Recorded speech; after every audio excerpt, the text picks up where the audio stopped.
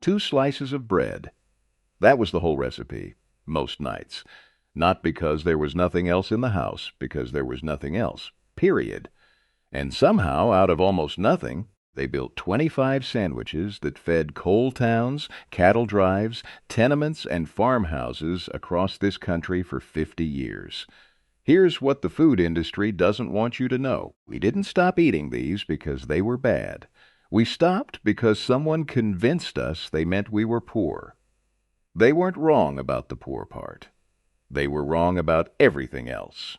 Number 25, the peanut butter and pickle sandwich. Peanut butter spread thick.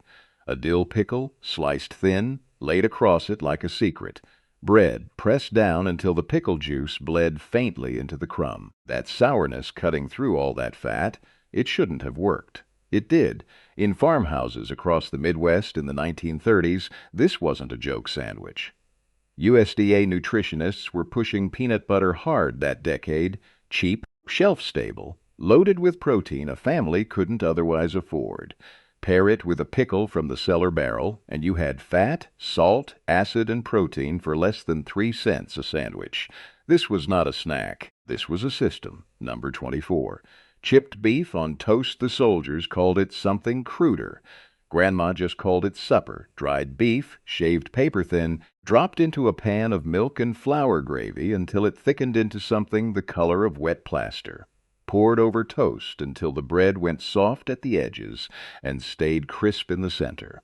Black pepper, heavy-handed, because pepper was cheap and flavor wasn't optional. This came out of Army mess halls and depression kitchens at the same time. For the same reason, dried beef didn't need an icebox, and half of America in the 1930s didn't have one. A jar of chipped beef could sit in a cupboard for months and still become dinner in 20 minutes. That is not progress. That is a family without refrigeration figuring out how to eat protein anyway and figuring it out well. Number 23, banana and mayonnaise sandwich. Go ahead and laugh. Grandma didn't. White bread, mayonnaise spread edge to edge, a whole banana sliced into rounds and layered until the sandwich barely closed.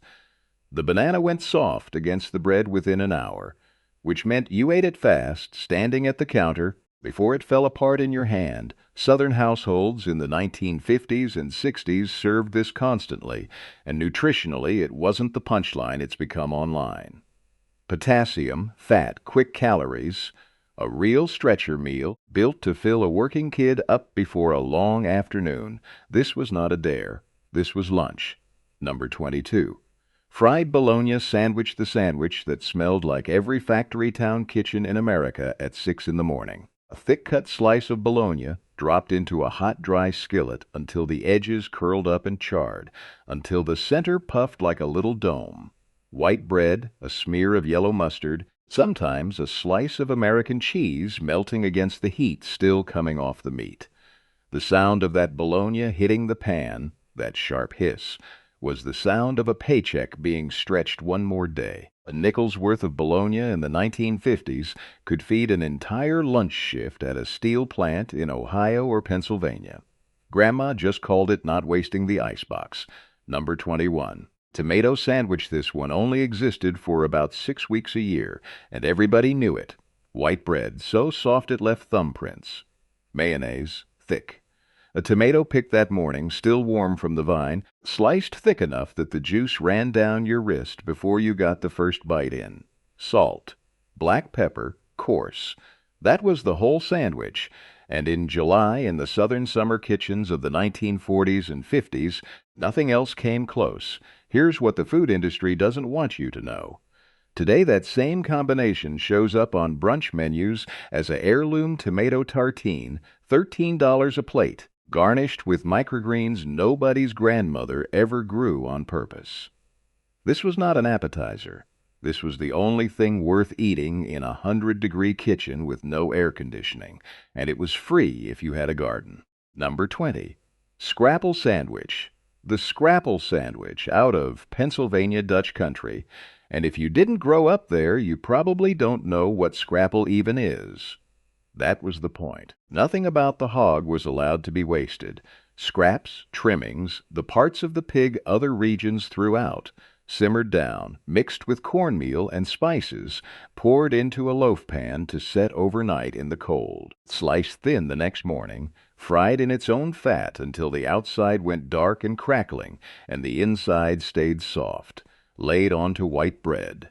Sometimes apple butter on top, sweet cutting through the salt. Sometimes just ketchup, because that was what was in the icebox. A family of 6 in the 1930s and 40s could eat off one hog scraps for weeks. That is not poverty food. That is math done by someone who refused to let anything go in the trash. Number 19. Pain e oleo bread and oil, and nothing else, and it was enough. Crusty bread, torn or sliced thick. Olive oil, poured straight over the top until it soaked into every open pocket of the crumb. A rubbed clove of garlic across the crust, sometimes. Coarse salt. That was the whole meal in the Italian immigrant neighborhoods of the Northeast in the 1910s through the 1930s. Tenement kitchens in Boston, in Providence, in the North End, where a whole loaf and a bottle of oil cost less than a single cut of meat. Nutritionally, this one holds up better than almost anything else on this list. Olive oil's fat content meant this simple combination carried more sustained calories than most so-called poor foods of the era. They knew things about fat and satiety that we will spend the next 50 years trying to remember with fancy words like healthy fats on a cereal box. Number 18. Schmaltz sandwich out of the tenements of the Lower East Side, where nothing that came off a chicken was ever thrown away. Schmaltz, rendered chicken fat, cooked down slow with onion until it turned golden and thick. Green beans folded in, those little crackling bits of fried skin that popped and crunched against the softness of the fat. Spread onto rye bread, dense and dark, with a little salt on top. The smell alone, onion and poultry fat rendering slow on a stovetop, filled an entire tenement hallway, floor to floor. In the Jewish immigrant households of the 1920s and 30s, schmaltz wasn't a garnish. It was the fat you cooked everything in, all week, because a chicken bought once had to feed a family 5 different ways. This was not fat. This was economy, built by hand. Number 17. Miner's bait sandwich. They called it bait because it had one job: survive 8 hours underground, in the dark, without spoiling, without falling apart, without failing the man carrying it. Thick-cut bread, dense enough to hold up in a coat pocket. Meat scraps, whatever was cheapest that week. Raw onion, sliced thick, because onion cut through the taste of coal dust better than almost anything else. A layer of lard between the bread and the filling, sealing in moisture so the whole thing didn't dry out by noon. Wrapped tight in cloth or brown paper, tucked into a lunch pail, alongside a thermos. Coal towns in eastern Kentucky and West Virginia built entire lunch traditions around bait sandwiches in the 1920s and 30s. A miner ate lunch a half-mile underground in the dark, sometimes sitting next to the mule that hauled his coal cart. That sandwich had to work as hard as he did. Number 16. Lard and salt sandwich, the cheapest sandwich in America, and it cost nothing extra because the fat was already yours. Every meal left something behind in the pan. Bacon grease, beef drippings, whatever rendered fat collected in a coffee can on the back of the stove all week. Spread thick on bread, still slightly warm, sprinkled with coarse salt. That was it. In the steel towns of Pennsylvania and Ohio through the 1930s, this sandwich represented literal 0 added cents. The fat had already been paid for. Using it again wasn't frugal. It was refusal. A refusal to let anything a family had already earned go to waste twice.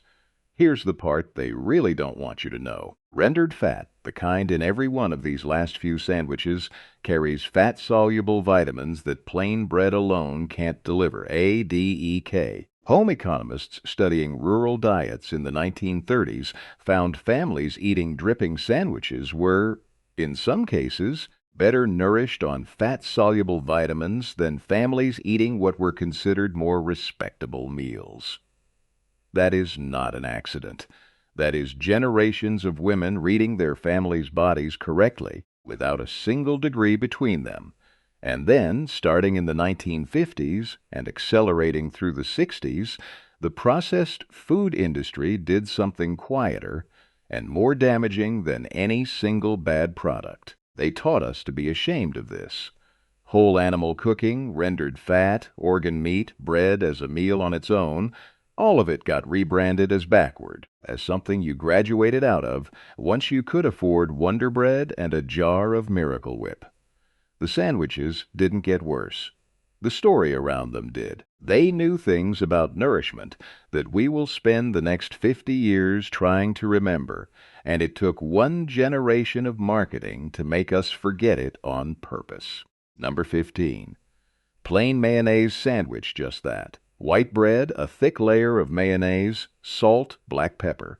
Nothing else, and in the rural South of the 1930s and 40s, nothing else was needed. The bread went soft under the mayonnaise within minutes, so you ate it quick, standing over the counter or sitting on a porch step.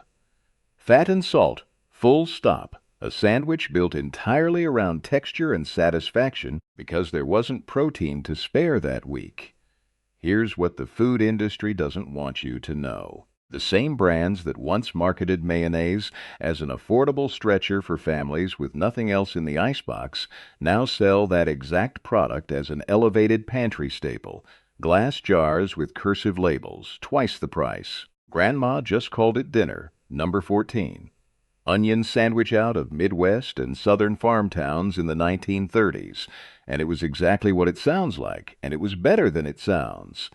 A sweet onion, sliced thick, almost like a burger patty. White bread, mayonnaise on both sides, spread heavy enough to soften the sharpness of the raw onion. Salt pressed in. The whole sandwich smelled like a garden and tasted stronger than anything with meat in it. This was not a snack. This was a farmhouse using what grew in the ground, free, in a season when cash for meat simply didn't exist. Today it's an artisan onion tart on a farm-to-table menu, $14, and nobody serving it grew that onion themselves. Number 13. Sugar sandwich. This was dessert, in a house where dessert wasn't supposed to exist. Bread butter, a heavy spoonful of sugar pressed in until it stuck to the butter and went slightly translucent at the edges. Folded over. Eaten fast before the sugar could fall out onto the floor. In Appalachia and the rural South through the 1930s, this sandwich showed up at the end of a long day, a small ceremony a mother could still afford to perform for her kids. That is not deprivation. That is a woman finding one more way to make her children feel like the day had ended on something sweet, when she had almost nothing left to give it with. Kids never knew they were poor. That was the whole point. Number 12. Vinegar sandwich bread, cider vinegar, black pepper, and sometimes a thin layer of lard underneath to hold it all together.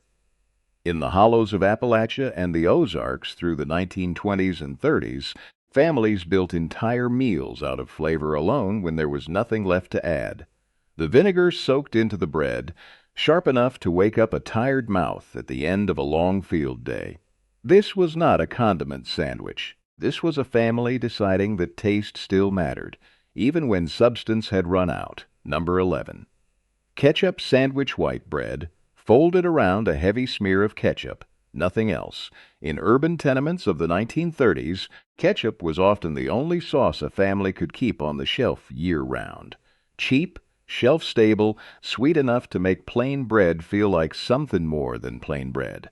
This was not a punchline. This was sweetness, stretched as thin as it could possibly go, and still handed to a child like it mattered. Number 10. Liverwurst sandwich out of German-American delis across the Midwest in the 1930s and 40s, where organ meat wasn't a hard sell. It was Tuesday. Liverwurst, spread thick and soft, almost like pâté before pâté had a fancy name in this country. Dark rye bread underneath. Raw onion, sliced paper-thin, layered on top. A smear of yellow mustard cutting through the richness. The smell of it. Earthy, dense, faintly sweet from the rye, filled a kitchen the second the wax paper came off. Real science, sitting right there on that plate. Organ meat delivered iron and B vitamins that city diets in that era badly lacked. This was not offal. This was a family getting nutrients most of their neighbors were quietly going without and calling it lunch. Number 9. Head cheese sandwich say it out loud to somebody under 40 and watch their face. Their great-grandmother didn't flinch. Head cheese. Meat from the head of the hog, set in its own natural gelatin, sliced thin like a tureen. Rye bread. Mustard, vinegar, sometimes a scattering of pickled onion on top for bite. In the Eastern European immigrant butcher shops of the industrial Midwest through the 1920s and 30s, head cheese was proof, not shame. Proof that a butcher, and a family, respected an animal enough to use every part of it. This was not waste avoidance. This was reverence, dressed up as a sandwich. Number 8. Pimento cheese sandwich, the South's other signature spread, and the one that actually made the jump to fame, just not for the people who invented it. Sharp cheddar, grated fine. A jar of pimentos, chopped and folded through until the whole spread turned a soft coral pink. Mayonnaise, binding it together into something thick enough to hold its shape on a knife. Spread onto soft white bread, the edges trimmed off for company, left ragged for family. Southern households built this constantly through the 1920s and 30s. Cheap cheese stretched with pimentos to feed more mouths off less. This was not a spread. This was a family multiplying what little cheese they could afford. Here's the corporate betrayal, plain and documented. In 2016, Duke's Mayonnaise, a brand that had spent nearly a century as the quiet, unglamorous mayonnaise of poor Southern kitchens, partnered with celebrity chefs and food media outlets to relaunch pimento cheese as an authentic Southern heritage product, selling pre-made tubs in specialty grocery stores at 4 and 5 times the cost of making it at home. The recipe was identical to what sharecropper families and mill-town households had been stretching cheddar with for 100 years. The company didn't invent anything. They just waited until enough time had passed that nobody remembered where it came from, and then sold it back to us as discovery. That is not innovation. That is memory theft with a price tag on it. Number 7. Deviled ham sandwich, a little can, a little devil printed right there on the label, and a whole family's lunch inside it. Canned deviled ham. Ground ham, fat, spices, blended smooth, spread onto white bread with a smear of mustard. In urban working-class kitchens of the 1930s, a single can, costing a handful of cents, fed a family of 4 full lunches. That was not stretching thin. That was a mother doing math faster than any calculator every single week and getting it right. Number 6. Salmon patty sandwich, rural South, rural Midwest, 1930s. A can of salmon and a crack of an egg turned into something that tasted, for one meal, like the ocean had reached all the way inland. Canned salmon, mashed with cracker crumbs and a beaten egg, formed into patties, fried until the outside went dark and crisp, laid onto bread with whatever was on hand. Mustard, a little mayonnaise, sometimes nothing at all. Here's the part nobody talks about. Canned salmon carries the fish's bones, softened by the canning process, and those bones deliver a real dose of calcium most rural diets in that decade badly needed. That is not a coincidence. That is a hidden nutritional gift, sitting quietly in a 10-cent can, doing more for a family's health than they ever knew. Number 5. Cottage cheese and jelly sandwich. It sounds like a mismatch. It was a strategy. Cottage cheese spread thick across white bread. A spoonful of jelly on top, sweet cutting straight through the tang. Families across the country leaned on this combination through the 1930s as a protein stretcher dressed up to taste like a treat, a way to get a working kid to eat something good for them without a single argument at the table. Number 4. Apple butter sandwich number 4. The apple butter sandwich out of Pennsylvania Dutch farmland, and this one started months before it ever hit a plate. Every autumn, families spent whole days over copper kettles, stirring apples down slow until they turned dark, thick, and deeply sweet. Enough apple butter to fill jars that would last the entire winter. Spread onto buttered bread, it turned plain white bread into something that tasted like the whole harvest concentrated into 2 bites. One autumn of preserving fed a full winter of lunches. That is not a recipe. That is a family planning ahead for a season they knew was coming and refusing to be caught without. Number 3. Molasses sandwich number 3. The sorghum sandwich, sweetened not with sugar, which cost money, but with sorghum molasses, pressed and boiled down from cane grown right there in the southern fields. Bread, butter, a heavy pour of molasses, dark and slow-moving, almost black at the edges of the jar. It stuck to your fingers, your teeth, the roof of your mouth, and nobody minded. In the rural South of the 1930s, sorghum was often the only sweetener a family produced entirely themselves, start to finish, without spending a single cent at a store. This was not progress. That is a family growing, harvesting, and processing their own sweetness from the ground up, at a time when most Americans had already surrendered that skill entirely. And today it shows up as artisanal sorghum toast, $8 a plate, at cafes that couldn't press a stalk of cane if their lives depended on it. Number 2. Cowboy son of a gun sandwich number 2.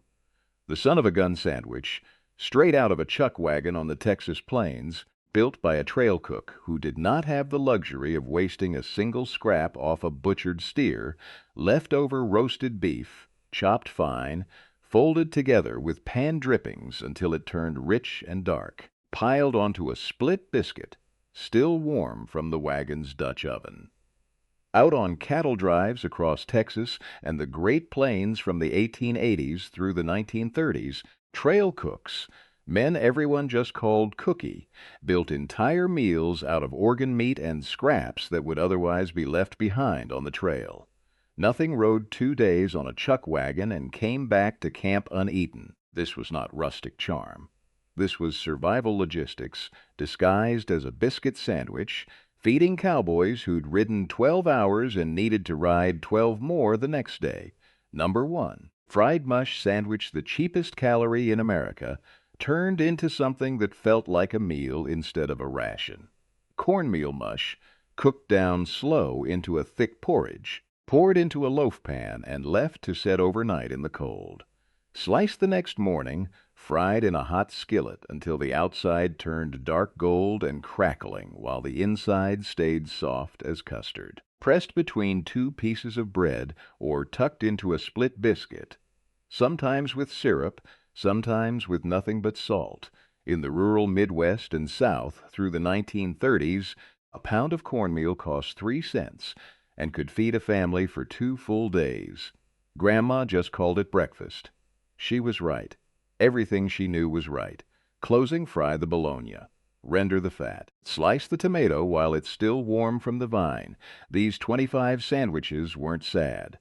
They were engineered by hands that wasted nothing off a hog, a chicken, a stalk of cane, or a can of salmon, and knew exactly what a body needed to survive a shift underground, a trail ride, a southern summer, a depression that never fully let go.